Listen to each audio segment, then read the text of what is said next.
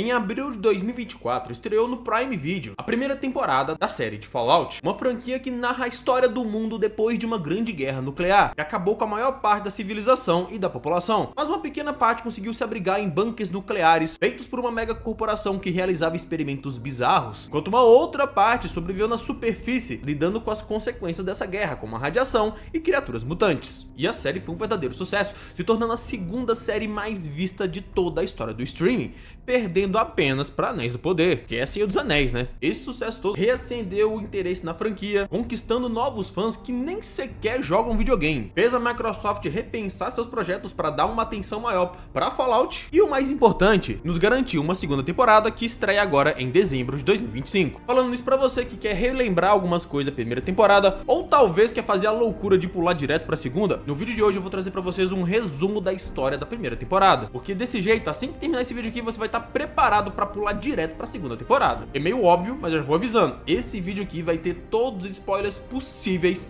da série de Fallout, ou pelo menos da primeira temporada. E como é um super resumo, muita coisa vai ficar de fora. Vamos lá?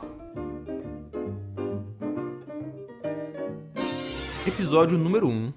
O fim. A série começa em 23 de outubro de 2037. O astro de faroeste Cooper Howard trabalha em mais uma festa de aniversário luxuosa em Hollywood. Ao seu lado, sua fiel ajudante, sua filha Jenny, o auxilia, e enquanto as crianças na festa de aniversário se divertem, os adultos comentam em sussurros que aquele papel está muito abaixo de Cooper, um astro de Hollywood se sujeitando a fazer festas infantis para pagar a pensão da ex-esposa. E quando pedem o famoso joinha de Cooper Howard, o gesto que tornou sua marca registrada, ele recusa. Mais pra frente a gente vai entender o porquê. Cooper percebe o desconforto da filha e tenta explicar ela de maneira mais lúdica. E explica que no tempo que ele estava na marinha, foi ensinado a ele que se você visse uma explosão, você levantava o seu polegar e apontava para ela. Se a explosão fosse até o tamanho do seu dedo, você deveria correr para bem longe. A filha curiosa pergunta: e se a explosão for maior que o nosso dedo? Nesse caso, eles diziam que não adiantava correr. E o inevitável acontece.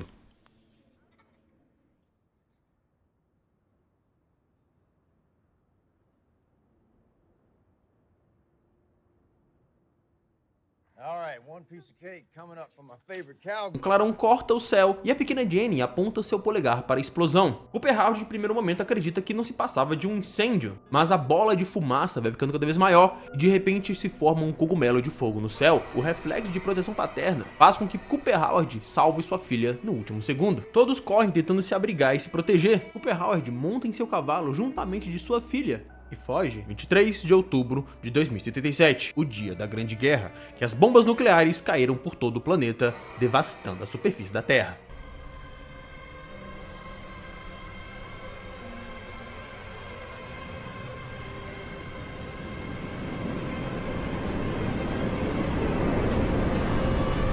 Então avançamos 219 anos no tempo. Estamos em 2296. Hoje as coisas estão completamente diferentes. A maior parte dos sobreviventes ficou na superfície do planeta, lidando com a radiação, as criaturas mutantes, mas uma outra pequena parte dos sobreviventes se abrigaram nos vaults, ou abrigos, como o próprio nome sugere, abrigos nucleares construídos por todo os Estados Unidos. E a série começa de fato acompanhando a história de uma dessas sobreviventes, ou pelo menos uma descendente desses sobreviventes.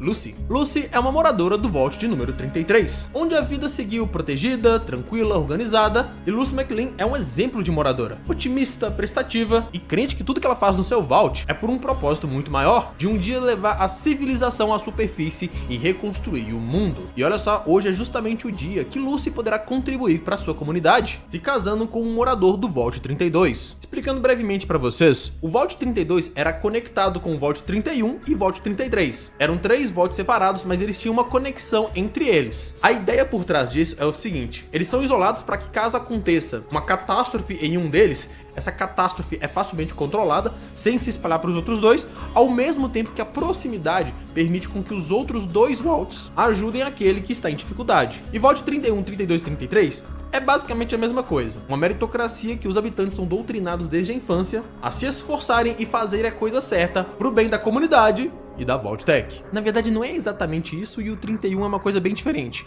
mas mais pra frente eu explico. O pai de Lucy, o supervisor, uma espécie de prefeito do Vault 33, se emociona ao ver que sua filha está prestes a se casar, até porque foi por um casamento arranjado assim que ele conheceu a mãe de Lucy, hoje falecida, mas tem algo de estranho aí. Lucy é levada até a área de conexão entre os abrigos e conhece o seu noivo, Monty, educado, bonito, mas estranho. Assim como os convidados, também moradores do Vault 32, Monty parecia não compreender as coisas do Vault. Ainda assim, a festa acontece e Hank faz um brinde, dizendo que talvez os filhos de Lucy com Monty serão a geração que voltarão à superfície. A noite cai e Norm, o irmão de Lucy, por curiosidade, aproveita que as comportas ficaram abertas e decide dar uma olhadinha no Vault 32. Ele não esperava encontrar o que ele viu ali. As plantações pareciam mortas há semanas ou meses.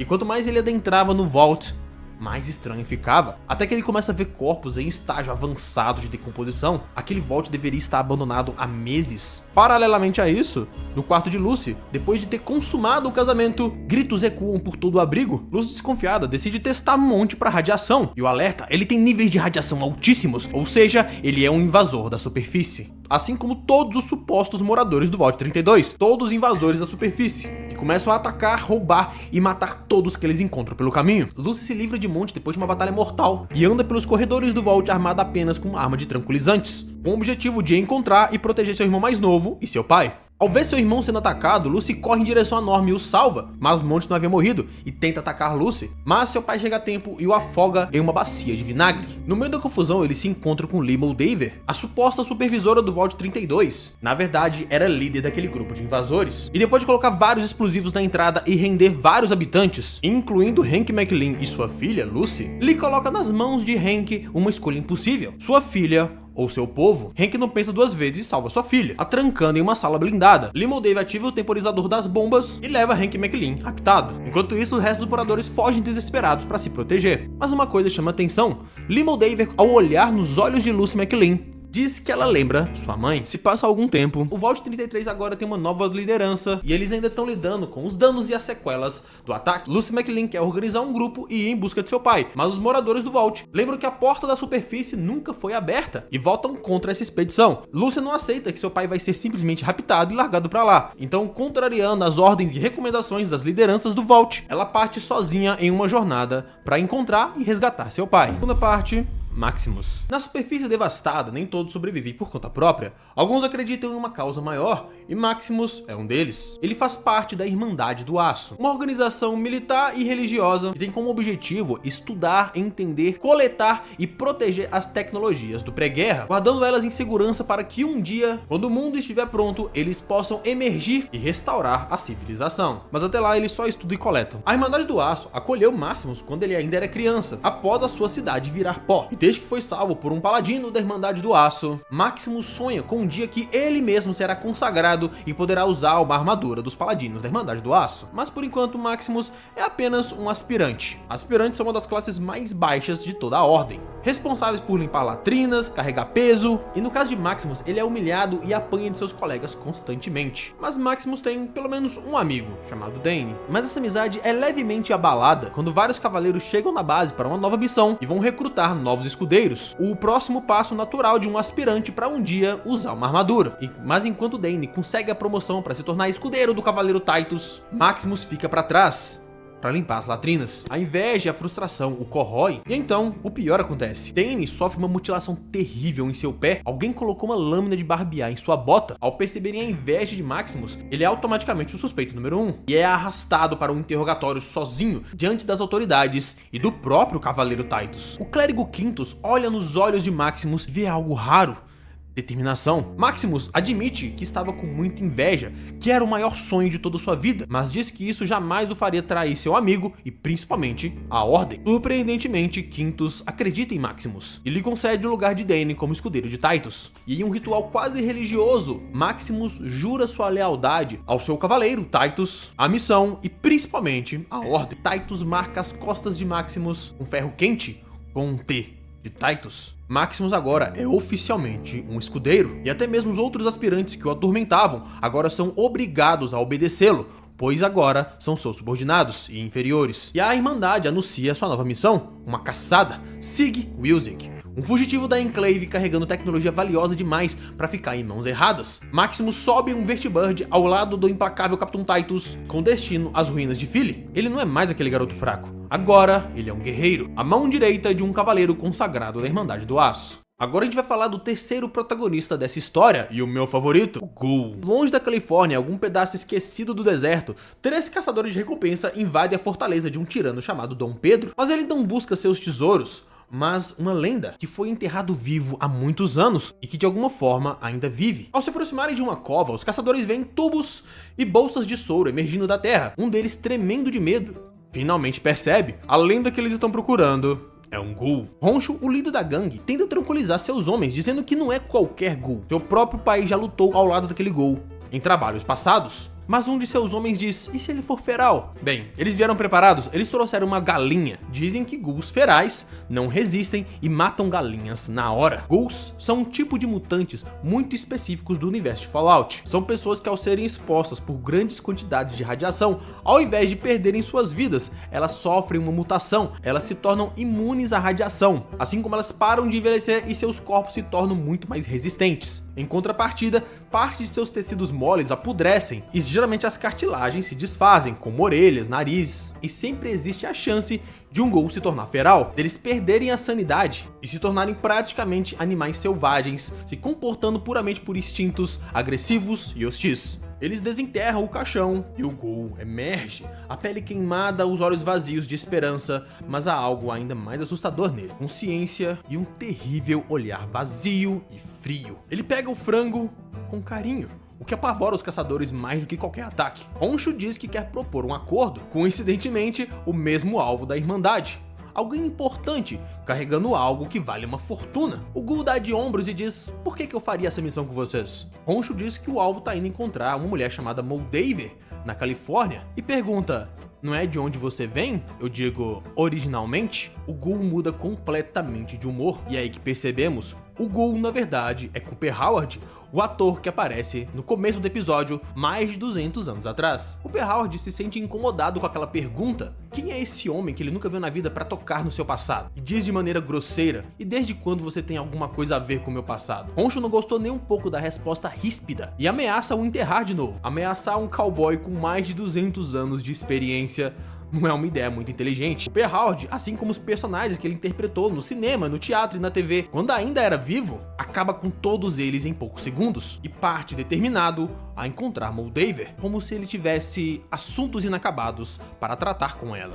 Imagine um mundo devastado por um evento caótico de escala verdadeiramente apocalíptica. Um planeta frio, triste, quase entregue ao desespero. Mas das cinzas surge uma faísca, uma tocha, um farol capaz de iluminar até a escuridão mais profunda. Surge a Liga da Justiça Sem Limites. Muito mais do que um time, mas uma organização global criada para coordenar, unificar e tornar muito mais eficiente a atuação de todos os super-heróis do planeta. E todos os heróis foram convidados a participar, incluindo você, porque a D20 Culture acaba de lançar o financiamento coletivo de Justice League Unlimited RPG, o RPG de mesa oficial da DC Warner Bros. E o projeto conta com a consultoria criativa de ninguém menos do que Mark Waid. Se você não conhece, Mark Waid simplesmente escreveu Reino da Manhã, que é um dos quadrinhos mais influentes e respeitados de todos os tempos. Nesse RPG você pode assumir o papel de diversos heróis clássicos, ou fazer algo bem mais legal, criar o seu próprio herói.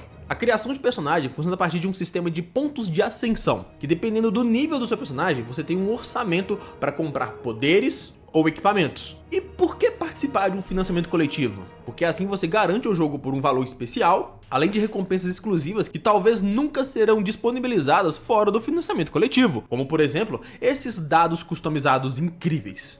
Que obra de arte. E esse financiamento já foi um sucesso estrondoso, batendo as metas iniciais em menos de 24 horas. Mas ainda tem várias metas extras que ainda precisamos bater. Então corre, porque o financiamento coletivo só vai até o dia 12 de dezembro. É só você apontar a câmera do seu telefone pro QR Code que tá na tela aqui em algum lugar, ou clicar no link que tá na descrição desse vídeo e na bio do canal. Valeu demais pela parceria, D20 Culture. Episódio 2. O alvo. No passado, um pesquisador da Enclave, o Dr. Sig Wilzig, trabalhava com cães de caça da raça pastor belga, com o objetivo de torná-los mais eficientes em operações. E um dos protocolos dessa pesquisa exigia que os filhotes mais fracos e leves fossem incinerados. Mas ao sentir pena dos filhotes, ele falsifica registros para salvar pelo menos uma cadela, denominada como CX-404. Ao longo dos anos, ele treina o animal e estabelece um vínculo muito forte com a cadela. Paralelamente, ele conduz um projeto secreto, uma estranha esfera azul pulsante, bastante que ele acaba injetando em si mesmo no próprio pescoço. E quando um colega descobre o experimento e o ameaça, CX-404 mata o homem para proteger seu dono. Mas o pior acontece, os alarmes são disparados, Wilsig precisa fugir às pressas com sua cadela. No presente, Lucy segue sozinha pelas ruínas da costa, onde encontra uma família morta ao lado de frascos do plano D da Vault-Tec. O que acontece é que quando o risco de guerra nuclear estava iminente, nem todo mundo tinha grana para pagar uma vaga para os Vaults da Vault-Tec. Então a Vault-Tec fez alguns outros produtos mais acessíveis para quem não tinha grana para pagar por um Vault. Uma dessas alternativas mais acessíveis era o plano D, pílulas de cianeto, sabor banana. Cianeto é um dos venenos mais tóxicos do mundo. Já à noite, Lucy acende uma fogueira improvisada para se aquecer e adormece, mas acorda com CX-404 a encarando. Mas a cadela na verdade salva Lucy do ataque de uma Red Roach, uma barata evoluída a partir da radiação. E para surpresa de Lucy, o Wilsig também está ali e alerta Lucy sobre os perigos da superfície, insistindo para que ela volte à segurança de seu abrigo. Mas ela se recusa, ela não voltará sem seu pai. Enquanto isso, num Vertibird rumo a Philly, Maximus tenta se aproximar do Cavaleiro Titus, que o despreza e o humilha. Titus, se sentindo entediado, ordena ao piloto para pousar antes do destino final, Philly, para tentar matar alguma coisa. Ao mesmo tempo, Wilsig e CX-404 fazem uma pausa perto de um lugar com lixo tóxico, e a cadela entra em uma caverna e volta com uma mão humana. Wilsig percebe que é um monstro por perto, se apressa. Mais tarde, Maximus e Titus encontram a caverna e um Yao-Guai ataca, um urso mutante colossal. Titus é subjugado pela criatura, foge, é ferido e implora por ajuda. Maximus, com sua pistola, dá um tiro certeiro na cabeça da criatura, que cai morta ao chão, mas percebe que Titus foi ferido mortalmente. Ao remover o capacete de Titus e perceber que ele estava mortalmente ferido e que sua voz verdadeira não era nem um pouco tão imponente quanto a voz que o capacete produzia, Maximus fica decepcionado. Cansado dos abusos e da humilhação, Maximus deixa Titus morrer, toma sua armadura de poder T-60 e decide continuar a missão. Voltando a Lucy, Philly é um assentamento, meio que uma cidade, construída em um antigo ferro velho. Lucy encontra ali hostilidade por todo lado e no centro da cidade uma loja de Majune. Majune é a dona da loja e uma mulher bem velha e fica impressionada e ri da ingenuidade de Lucy, uma moradora de um abrigo. Mas quando Lucy menciona que está procurando uma mulher chamada Lee Moldaver, a vendedora muda completamente o seu tom, expulsando-a da loja. Ao sair, Lucy encontra novamente o Dr. Wilsig e Majune demonstra que estava esperando por ele. É quando o Ghoul se revela, ele anuncia que há uma grande recompensa pela captura de Wilsig e atira no pé do cientista para que ele não possa fugir tão facilmente. Desesperada, Majune oferece 1000 tampas para quem matar o Ghoul. Mas o Ghoul é experiente e seu corpo necrótico lhe dá muita resistência e massacra todos eles. CX-404 até tenta defender seu mestre, mas é esfaqueada pelo Ghoul e cai gravemente ferida. Lucy aproveita a confusão, entra na loja de Majune e procura os registros financeiros, e lá encontra o nome de Moldaver. A cena a seguir mostra uma atitude de Lucy que de tão ingênua chega a ser cômica. Ela tenta apaziguar todo aquele conflito sanguinário na pura conversa e diplomacia, que obviamente não funciona. É então que Lucy levanta sua arma de tranquilizantes e atira bem no peito do Ghoul, que solta uma das melhores frases dessa série. Essa é uma gota muito pequena num balde muito grande de drogas. Ele levanta sua arma e quando está prestes a atirar em Lucy, Maximus, vestindo sua imponente armadura, aparece e se coloca entre o Ghoul e Lucy, salvando sua vida. Ele luta contra o Ghoul enquanto Lucy e Majune arrastam Wilsig para dentro e improvisam uma prótese. Encurralada e sem opções, Majune revela: Moldaver é o contato. Vendo uma oportunidade de um caminho para chegar a seu pai, Lucy se oferece levar o Wilsig até Moldaver. Wilsig poderia ser a sua moeda de troca para resgatar seu pai. Lucy e Wilsig fogem junto enquanto o combate fica cada vez mais intenso. Maximus, porém, não sabe usar bem a armadura. O Ghoul corta uma das mangueiras da armadura e faz Maximus perder o controle, e ela voa pelos ares. Mas antes de prosseguir a sua busca pelo Dr. Wilsig, o Ghoul olha para CX-404, a cadela que ele feriu anteriormente. Sentindo um pouco de pena e talvez até culpa, o Ghoul pega CX-404, a coloca com cuidado em uma maca e aplica em seu corpo um Steam Pack. A cadela se recupera e agora segue juntamente do Ghoul em busca de Wilsig. Mais tarde, já avançando no deserto, próximo a um aeroporto de Los Angeles, Wilsig está fraco e sangrando e reconhece que não conseguirá continuar sua jornada. Lucy dá um discurso acalorado e inspirado, tentando convencer o Wilsig a não desistir da própria vida, que eles vão sim conseguir chegar ao seu destino. Mas o Wilsig revela que ele já tomou as pílulas do plano D da Vault-Tec já tem uns 10 minutos, e era só questão de tempo para ele morrer. Mas ele ainda poderia ser útil, era só Lucy levar a sua cabeça. Com o Wilsig já morto devido aos efeitos do veneno, Lucy pega uma serra e corta sua cabeça. Episódio número 3. a cabeça. No passado, antes da Grande Guerra, vemos que Cooper Howard está filmando o faroeste O Homem que Veio de Cavalo Morto. Ele está gravando uma cena em que seu personagem está prestes a matar o vilão, mas Cooper discorda. Ele acha que isso foge dos valores morais do personagem que ele está interpretando. O diretor argumenta que até um bom homem pode cometer atos terríveis. Afinal, essa é a mensagem do filme: individualismo e sobrevivência no mundo sem leis. A conversa termina quando Cooper vê sua esposa Barbie Howard e segue para a sessão de fotos do estúdio. Pulamos para o presente e vemos que o Ghoul encontra o corpo sem cabeça de Wilsig e com CX-404 ao seu lado, segue o rastro de Lucy. Lucy atravessa os ermos carregando a cabeça do cientista. À noite, à beira de uma fogueira, nota algo escondido atrás da orelha, uma esfera azul pulsante. Ela pode ser ingênua, mas não é boba. Ela instala um rastreador na cabeça do doutor. Caso algo dê errado, ela consegue ir atrás. Já Maximus está se recuperando da luta contra o Ghoul. Ele tenta consertar os danos causados à armadura por Cooper Howard. A Irmandade entra em contato e Maximus, usando o filtro de distorção de voz do capacete da armadura, se passa por Titus. Ao perceberem que Titus não tinha mais um escudeiro, eles decidem mandar um novo escudeiro para ele e procura um mecânico em Philly. Sem dinheiro, ele vende um dente para pagar o conserto. Ao voltar, encontra alguns saqueadores tentando roubar sua armadura. Ele os enfrenta e usa o braço mecânico para esmagar o líder. Logo depois chega seu novo escudeiro e é justamente Thaddeus, o valentão que o humilhava e o espancava o tempo todo. Maximus, dentro da armadura, se passando por Titus, aceita Thaddeus como seu serviçal, percebendo que o garoto estava morrendo de medo. Agora os dois seguem juntos em busca da cabeça. Enquanto isso, Lucy chega a uma Hollywood alagada, mas é atacada por um Ghoul mutante que engole a cabeça de Wilsig. Antes que ela mergulhe atrás da criatura, o Ghoul a alcança e a nocauteia, tentando descobrir onde está a cabeça. Mas ele mesmo percebe pelas marcas na lama que a criatura levou. Agora voltamos ao local que começou toda essa aventura, no Vault 33. Norm e Chet são punidos pela fuga de Lucy. Norm, sem função, é posto para servir comida aos invasores presos. Durante uma assembleia surge uma crise.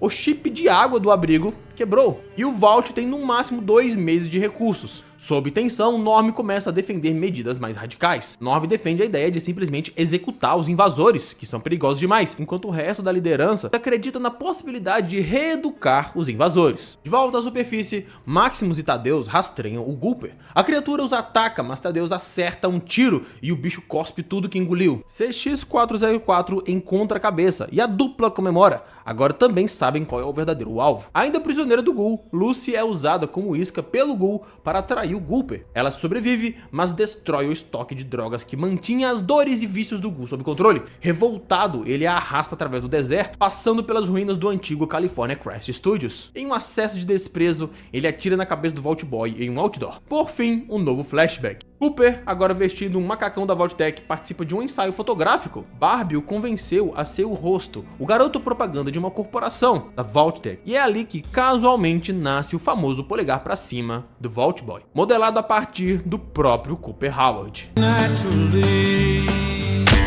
Episódio número 4, os Ghouls. O Ghoul leva Lucy pelo deserto enquanto sofre com sintomas de abstinência. Eles entram em Westside Medical Clinic e encontram Roger, um Ghoul prestes a se tornar totalmente feral. Após uma breve conversa, o Ghoul lhe dá uma morte rápida, o que choca Lucy, ainda mais quando ele passa a devorar o corpo. Lucy questiona como ele consegue viver assim, mas ele não responde. Já no Vault 33, inicia-se o processo de eleição de um novo supervisor, entre Reg, Woody e Betty. Norm, pressionado por seus sentimentos de raiva após o ataque dos invasores, sugere executar os prisioneiros, mas é repreendido. Betty alerta que ele deve ter cuidado, pois suas palavras têm peso como o último McLean. Lucy e o Ghoul seguem até o ponto de água irradiada. Sedenta, Lucy cede e bebe. Eles brigam, resultando em Lucy arrancando um dedo do Ghoul, que retribui cortando um dos dedos dela. Em seguida, o Ghoul a vende para um grupo em Super Duper Mart, em troca de algumas drogas. Dentro do mercado, o robô Snip Snip acolhe Lucy e até reconstrói seu dedo, mas revela que pretende retirar seus órgãos para venda. Lucy usa o próprio equipamento médico para escapar, ameaçando os sequestradores e libertando os Ghouls mantidos como estoque de órgãos. Os Ghouls, porém, estão ferais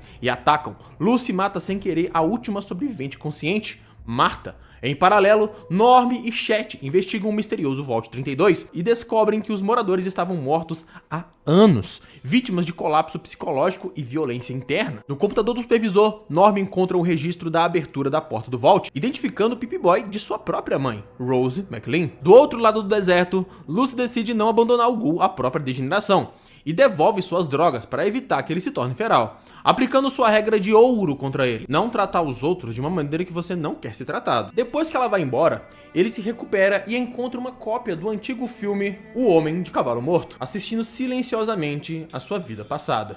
Well, Joey, I'll give you 2 out of 3 on that front.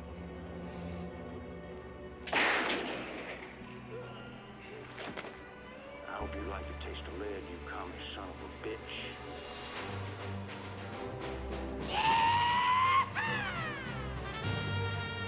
Episódio número 5. O passado. Maximus, ainda fingindo ser o Cavaleiro Titus, comemora com Thaddeus a recuperação da cabeça do Dr. Wilczek. Mas a farsa não dura. Ao revelar sua verdadeira identidade, os dois brigam. Maximus esmaga o pé de Thaddeus, mas o escudeiro reage, roubando o núcleo de fusão da armadura, deixando o cavaleiro, entre aspas, preso dentro da armadura. Thaddeus foge com a cabeça. Na manhã seguinte, Lucy, recém-separada do Ghoul, encontra Maximus quase sendo devorado por baratas radiativas. Lucy está quase desmaiando por envenenamento por radiação, e Maximus negocia com ela. Ela liberta ele e ele lhe dá Radioy, um medicamento que reduz os níveis de contaminação por radiação. Ela aceita e em seguida desmaia. Enquanto isso, Norm tenta entender como sua saqueadora tinha o Pip-Boy da mãe dele. Ele e Chet investigam a porta para o Vault 31 e descobre os moradores do Vault 32 todos mortos tentando acessar o Vault 31, com a frase pintada em sangue na parede: nós sabemos o que tem aí dentro. Assustados, eles voltam para o Vault 33. A eleição para a supervisora acontece e Betty vence com 98% dos votos. E é aí que Norm percebe um padrão: todos os supervisores do Vault 33 sempre vieram do Vault 31. Quanto mais ele investiga, mas tudo fede a algum tipo de manipulação. Lucy finalmente desperta, com Maximus aplicando o Radioay nela. Ela rastreia a cabeça com o Pip-Boy, ele promete pedir reforço para salvar seu pai. Na estrada são atacados por canibais e sobrevivem por pouco. Quando chegam a Sherry Sands, Lucy desaba ao ver o que restou, apenas uma cratera. Um lugar que abrigou mais de 34 mil pessoas virou um grande buraco no chão. E Maximus revela, ele é um dos poucos sobreviventes daquela cidade. Ferido, Maximus precisa de ajuda. Eles entram nas ruínas de um antigo hospital, mas na verdade é uma armadilha. O gás enche o cômodo que eles estavam, o chão se abre e eles caem para a escuridão. Ao mesmo tempo, no Vault 33, Beth ordena que parte dos moradores seja transferida para o 32, agora magicamente reformado. Norman desconfia ainda mais que isso tudo parece ter algo relacionado com seu pai e com sua mãe. Por fim, Lucy e Maximus acordam. Eles estão no Vault número 4. E se você chegou nesse ponto, é uma prova que você tá gostando do meu vídeo e provavelmente deve gostar dos outros vídeos, né? Então que tal a gente fazer uma troca equivalente aqui? Você se diverte com os meus vídeos e em troca, você curte e se inscreve. Inclusive, vocês têm visto meus vídeos curtos? Eu posto quase todo dia, mais ou menos 9 horas da noite, hein? Inclusive, eu quero convidar vocês a me seguir nas outras redes sociais, como Instagram e Facebook. Lá, além dos shorts que eu também posto no YouTube, tem posts de memes, tem pílula de lore, tem curiosidades, tem quadrinho, conteúdos super interessantes e super fáceis de consumir no dia a dia. Sem falar das lives que eu tenho feito aí praticamente todo domingo à noite e pelo menos umas 2 a 3 vezes durante a semana.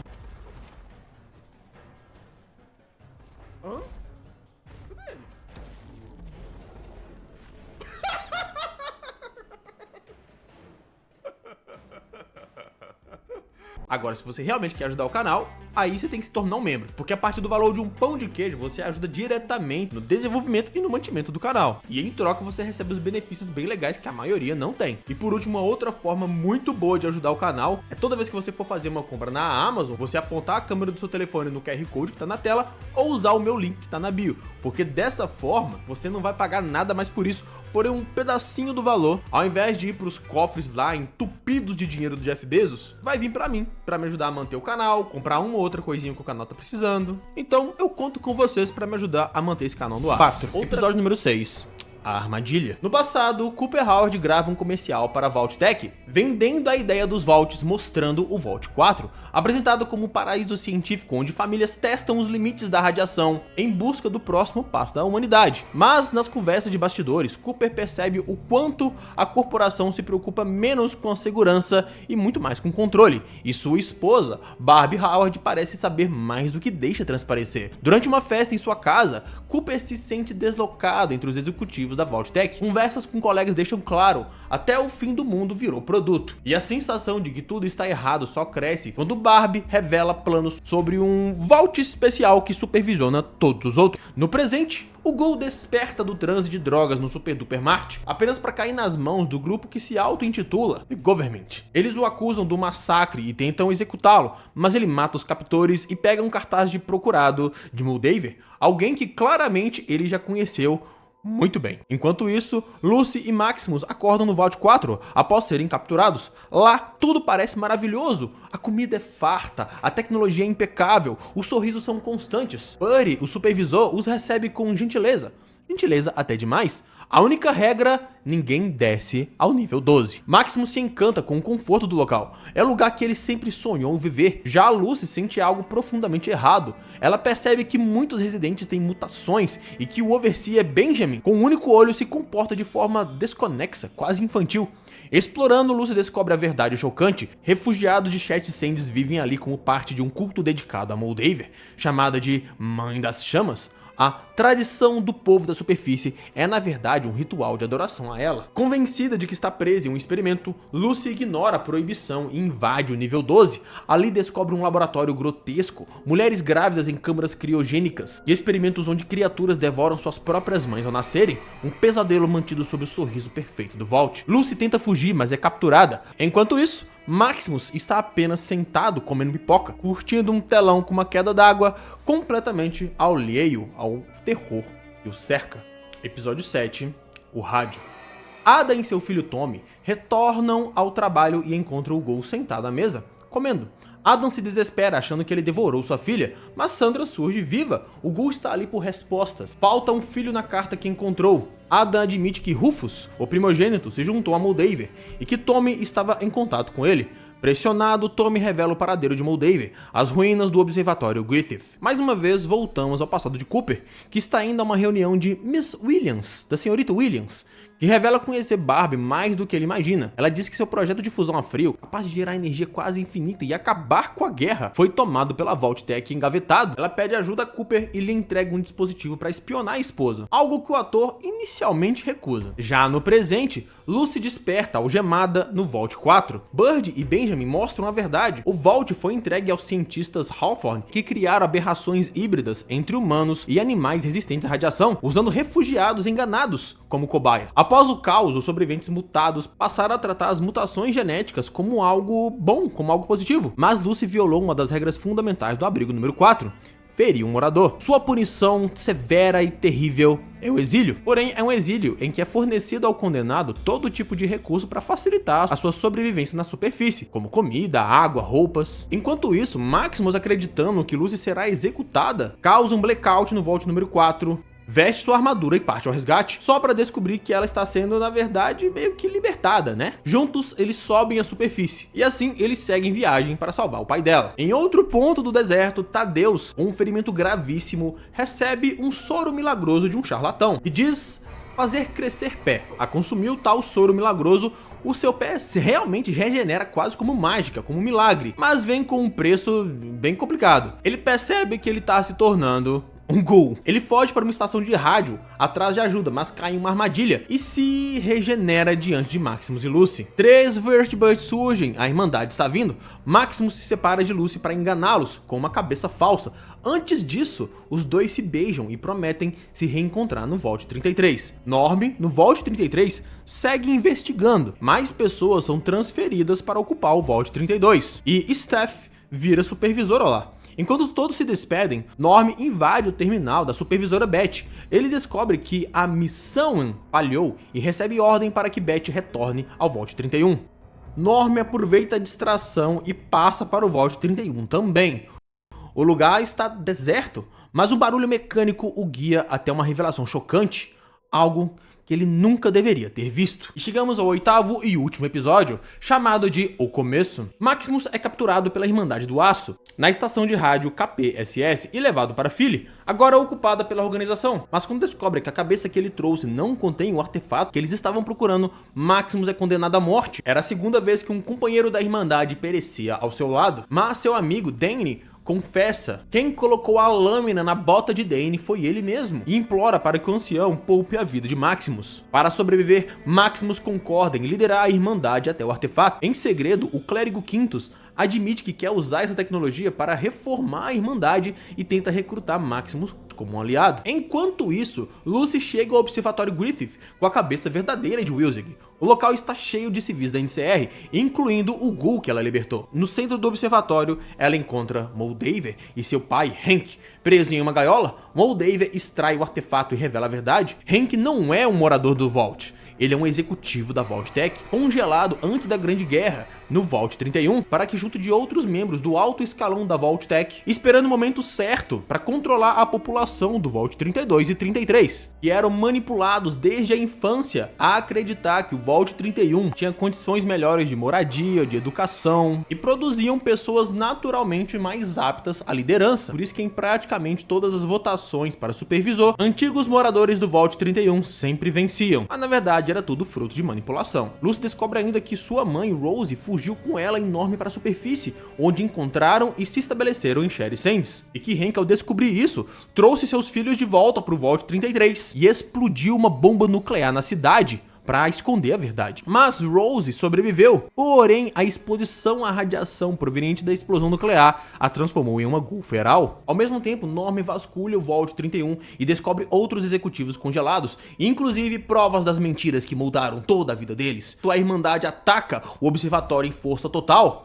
Uma guerra entre as forças da Irmandade do Aço e da NCR. Maximus consegue chegar até Lucy e liberta Hank, mas Hank rouba sua armadura de poder e tenta levar a filha à força. Maximus tenta impedi-lo e é derrubado. Lucy, em choque, quase mata o pai, porém o Ghoul surge e atira em Hank, que foge usando os jatos da armadura. O Ghoul dá a Lucy uma escolha: morrer ali com Maximus ou ir com ele para confrontar Hank e encontrar quem realmente controla o mundo pós-guerra. Lucy escolhe ir, mas antes dá um tiro de misericórdia na mãe. Depois que Lucy parte, Maximus desperta. Moldaver morre após restabelecer a energia das ruínas de Los Angeles, mostrando o verdadeiro poder e o potencial do artefato que moveu essa história desde o começo. O amigo de Maximus, Dane, chega até a cena e ao ver o alvo da Irmandade, Moldaver, morta no chão, Dane percebe uma oportunidade de fazer Maximus ganhar o crédito por isso e o saúda como cavaleiro, aquele que trouxe a cena final para o alvo, Moldaver. No fim, vemos em meus escombros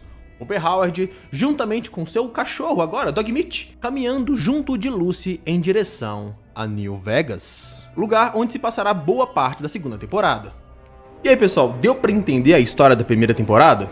Lembrando que é um super resumo, então é esperado que algumas coisas fiquem de fora. Eu transformei 8 episódios de 1 hora em um vídeo de 30 minutos. Mas ainda assim, deu pra entender? Você que já assistiu a primeira temporada, você acha que alguma coisa importante ficou de fora, que deveria ter entrado nesse vídeo? É a primeira vez que eu faço um vídeo desse tipo, e eu confesso que eu tive um pouco de dificuldade. Mas como vocês pediram, eu me esforcei pra fazer. Mas pra eu melhorar, o feedback de vocês é muito importante. Então deixa aqui nos comentários. No mais, eu quero agradecer a companhia de vocês até aqui, e até a próxima.